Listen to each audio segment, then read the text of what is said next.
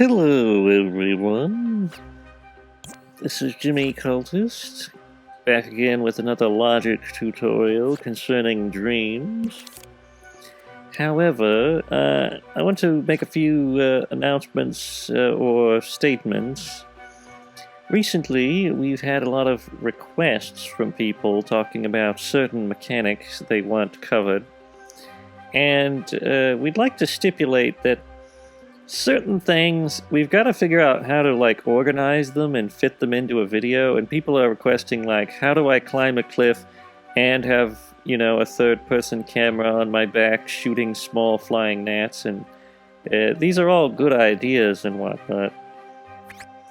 But they have to be sort of organized in a way that we can make consistent, videos out of them. Otherwise, it's like we can't have someone search, how do I carry a ball and have armor on at the same time or something, it just in the YouTube searches it's difficult. And we're going to try to cover things by mechanic instead of genre in the future, because we find that people don't realize that these mechanics can be used in multiple genres of game. For instance, you can have stealth elements in a platforming game and not necessarily have them in a normal stealth game. There's lots of overlap with some of these things. So we're going to try to make series about mechanics in every conceivable version of a mechanic that you can have, at least as much as we can think of or possibly do, because, we don't know how to do everything. We still might have a few one-off videos now and then, where it's just how do I make climbing mechanic or whatever, but if possible, we want to do every version of a climbing mechanic or every version of a certain mechanic in the future.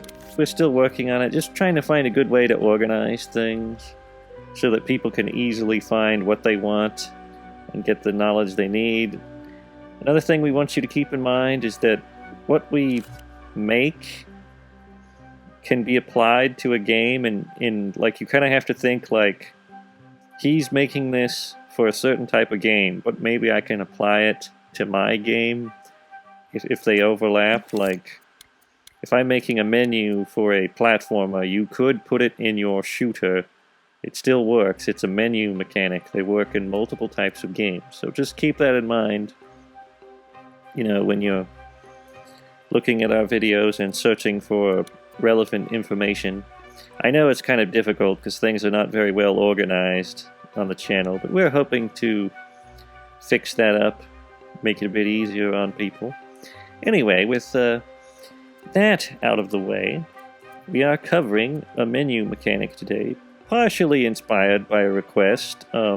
Someone wanted a safe house mechanic, similar to that in Sly Cooper 2, I believe.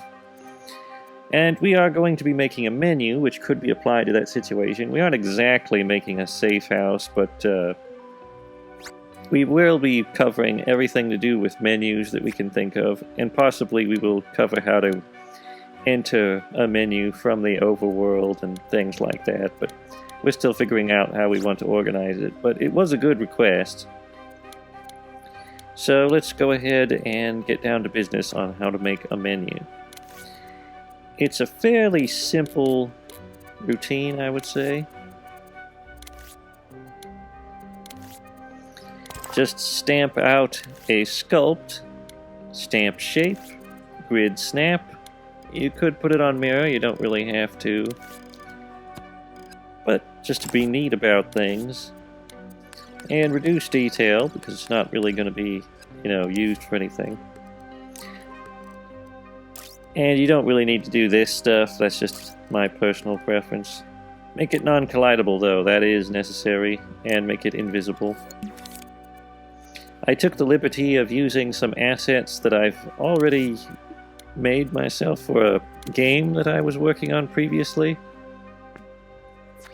I actually completed the game. It is playable in Dreams if you're interested. It's Meko in the village of the fish folk.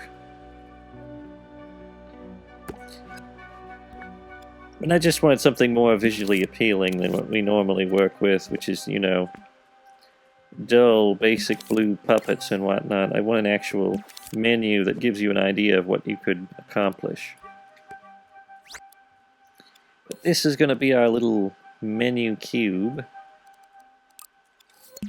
And I'm putting all the logic on it so that if I want to, I can easily move, you know, the cube. And one of the basic things you're going to want is a camera.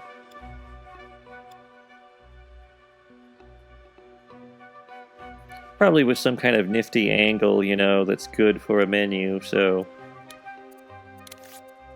might have to reposition things with the camera in mind. Because once texts are there, it's going to be a bit different. Set it to cut. You can keep imps hidden or visible. Right now the menu isn't going to require imp interaction, so I'm going to leave them hidden. I may talk about how to make a menu with imp interaction if you're interested. Another thing we're going to want is we don't want any of these puppets being possessable. You could go in here and just click this no possession mode, but I find it's easier just to turn off the controller logic.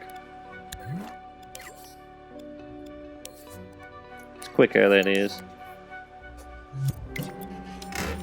Oh, I forgot, there's a previous cutscene.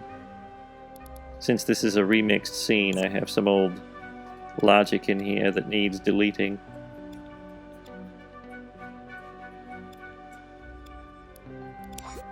Let's go ahead and get rid of that.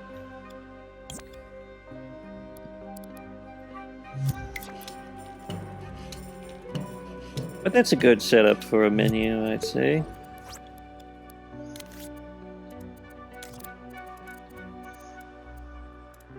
And now we'll get out a text displayer, although we will want something else first. Take out a microchip. And we're going to call this controls.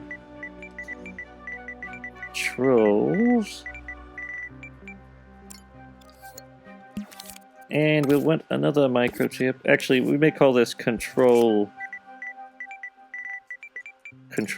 because we're going to have another microchip that we'll probably want to label controls for different reasons. And we're going to stamp out a controller sensor, delete these wires because we won't really need them, and set it to remote controllable. And open this little nifty gadget up. And we're going to try to represent the inputs for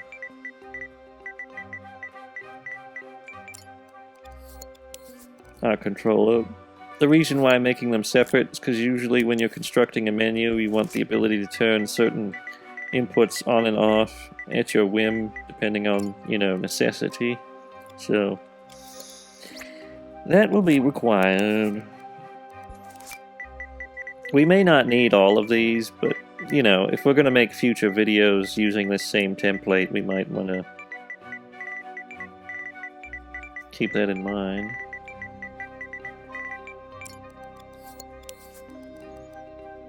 I think I'll leave it at triangle, circle, and so on. Circle goes in here, X goes in there. Oh, and just a friendly reminder, to open these things up, just press L1 and square, and X to click on the different menus available. Just thought I'd mention that. I know that that's probably basic information to a lot of people, but I like to remind, you know, just in case there's new people coming in. And you can easily close these with L1 and circle if you want to.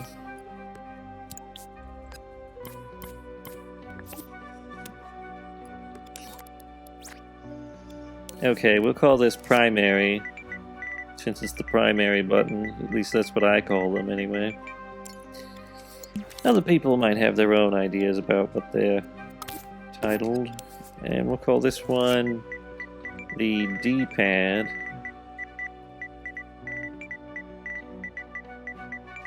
I'm not sure if there's an input where you can just...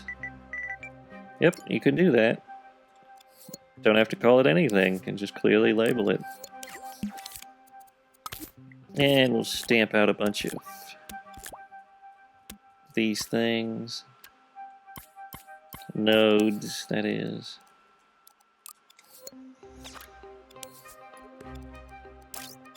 And we'll put up on the D-pad, down on the D-pad,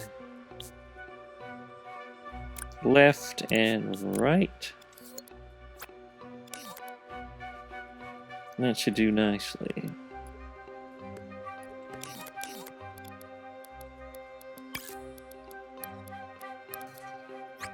And I guess now we can officially create some options. We'll make this our UI. Or I guess you could call it our HUD. Menu. Whatever. We're going to use a text displayer. We're going to have an option for start game. And remember, you could use this in different ways. Start game could easily be leave hub world or anything else you prefer it to be.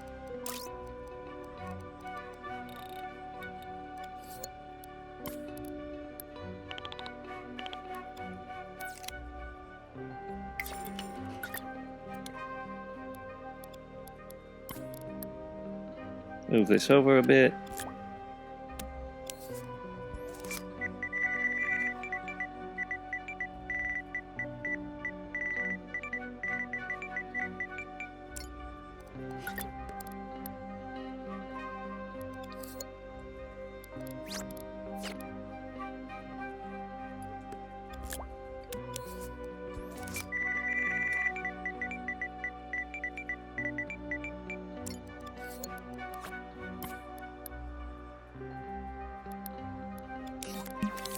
And we're gonna need a little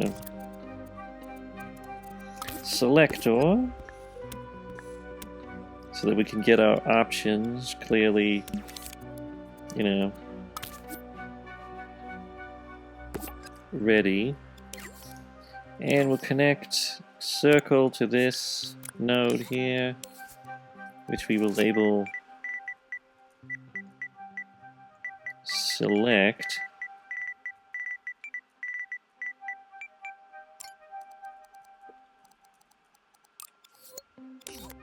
Oops, didn't want to close that.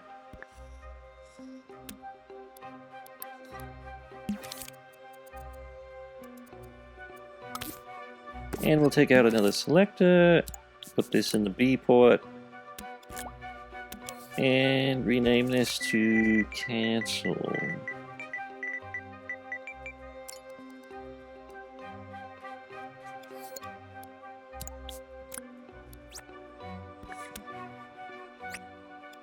Everyone's favorite cancel button.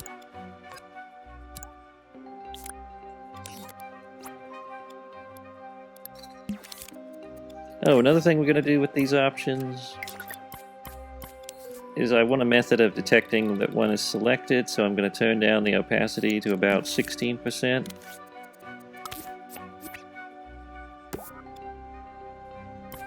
Then I'm going to select all of them, turn the opacity to full. Now this is a master keyframe, so we won't be using it. It's just so that we can easily press triangle and have the options, you know, available.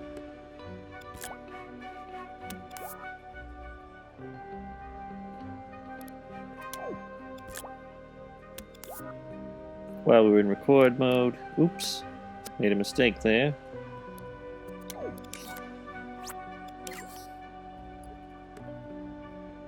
And we'll just hook this up to this, and up to that. Oh, actually, on second thought, we want to put these outside just in case we want to close out this menu, so...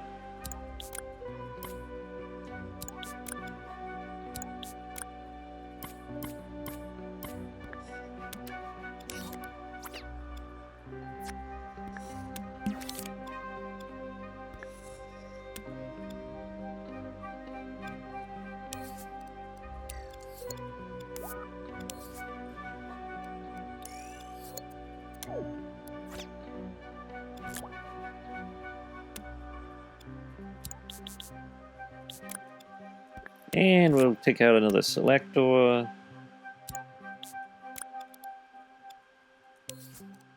Call this op. And this one's ST for start. A little space in there. It looks like slopped. Select top.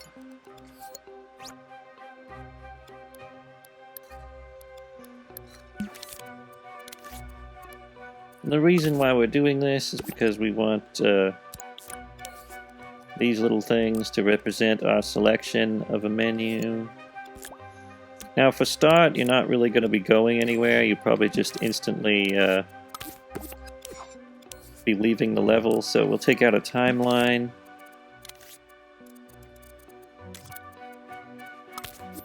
And we'll call this next. And that would allow us to exit the level. We'll just put a wipe effect on there real quick. And we're going to take out something to turn off the HUD. That way, you know, once we've selected it, it won't be visible anymore.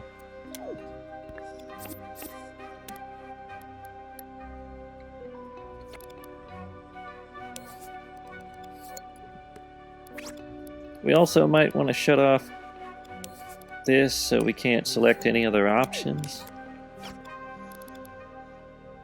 Wouldn't want to be able to select things, you know, even if the HUD isn't visible, you could still affect the menu. And we're going to go back to the D-pad, where we're going to use up. Wait a minute. Up should be the reverse input, and down should be the, you know, move forward, move to next output. Okay, that's start, and the options are going to just be a bunch of nonsense because essentially you're just opening up into a new menu.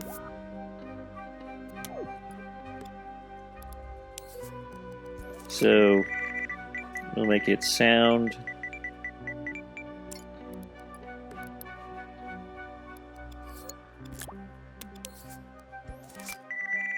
Controls. We could even have a new camera angle if we wanted to.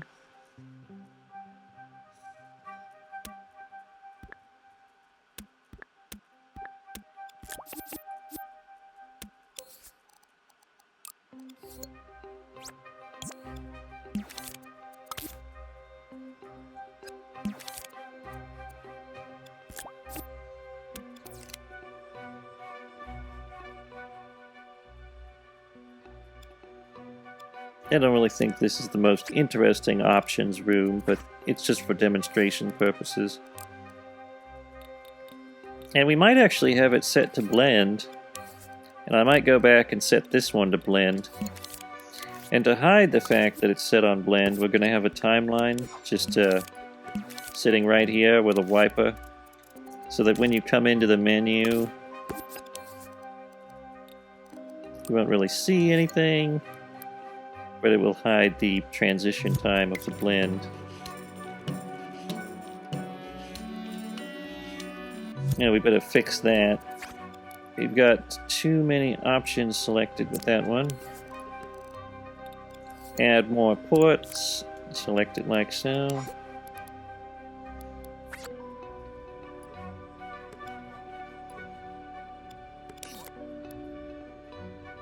Oh, and we might as well add the ability to cancel in case we want to close out of options.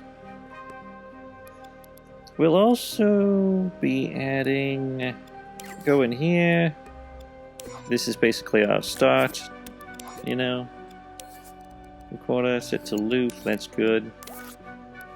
And we'll be shutting off the HUD. We won't be shutting off controls though, because we do want you to be able to select things. I usually make these gray, but you don't have to make them that way.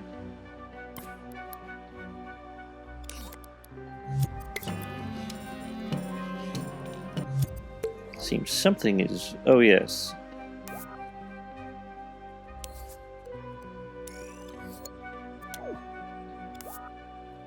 turn that off because we don't want that powered on.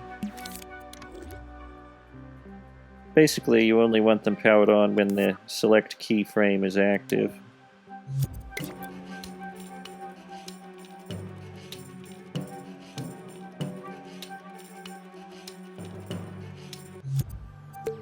You could even have the menu fade in and out if you wanted to with keyframes, but we're just going to go for the most basic setup for now. We also might want to have a selection system for our menu because it looks a bit dry like that.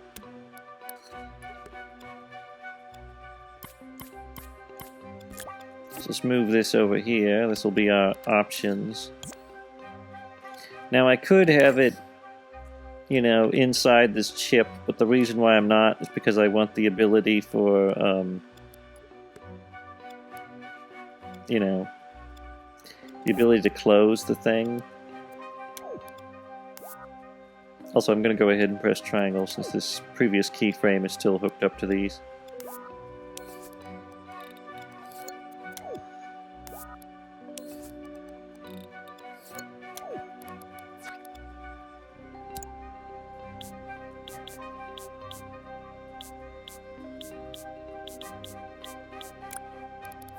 But I want the ability to close it out and leave, and if it's inside the chip, it'll basically be on whatever option you last selected before you left, whereas I would like it to be on the first option when you return.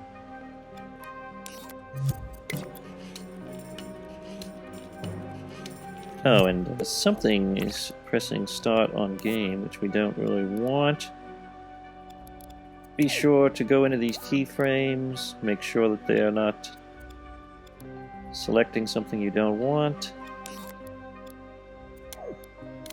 Another easy way to track what they are hooked up to is just to turn this little handy thing on, invisible connections, and it'll show exactly where they're going to.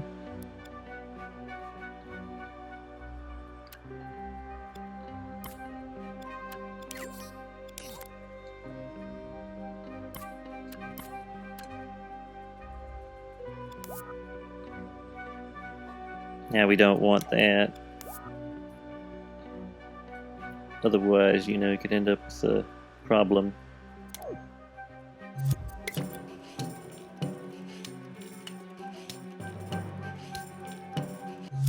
Something seems to be off about our...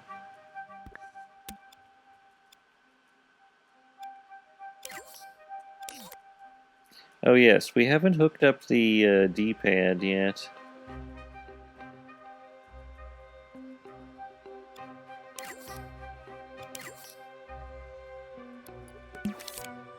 It's a little messy like this, so we might create a little something like this, just to be a little less messy.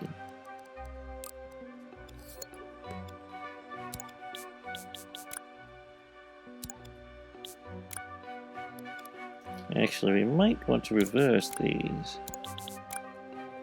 Yeah, I think that would be a good idea. And maybe put this below options. Organization. I've always been bad at organizing things, making them look nice, but I think it's kind of useful, that way you don't get confused. Kind of wish they had an option to change the color of selectors, that'd be really handy. And we can easily go back. One thing you might want to have is a little indicator for the player.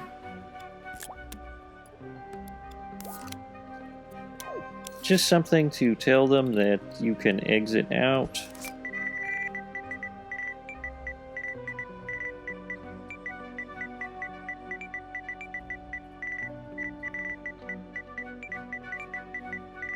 Or go back. We'll call it back. That's a classic. Put it down in the corner.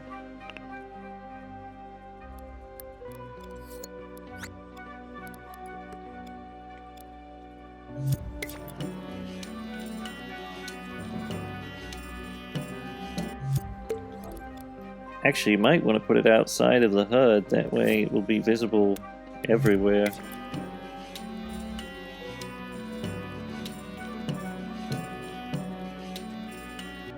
And that's pretty much how you make a basic menu.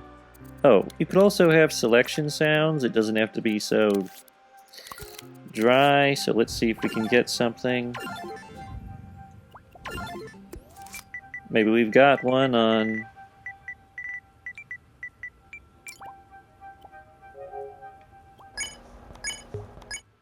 I mean, this will probably do.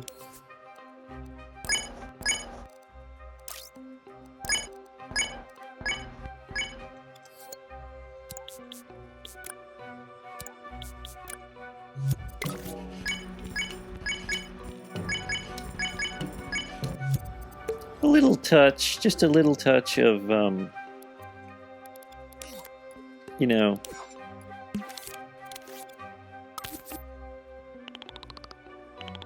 little touch of,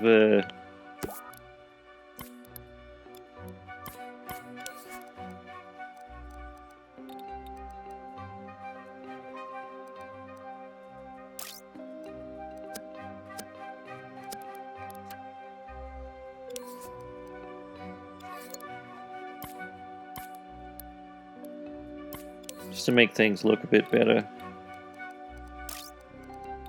Reduce the opacity, have a little blend time on there.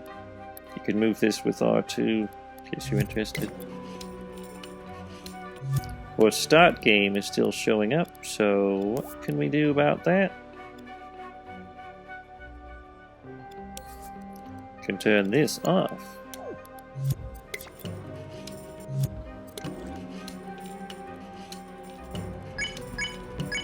Also, I think that should prevent us from...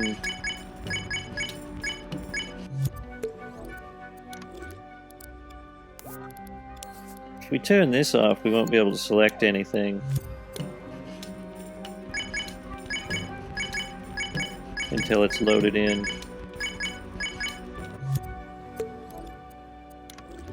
Let's kind of stretch it beyond a little bit there.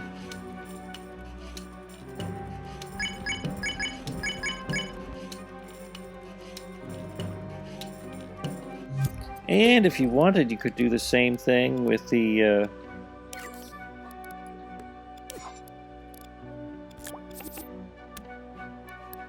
exit here. Just do the opposite.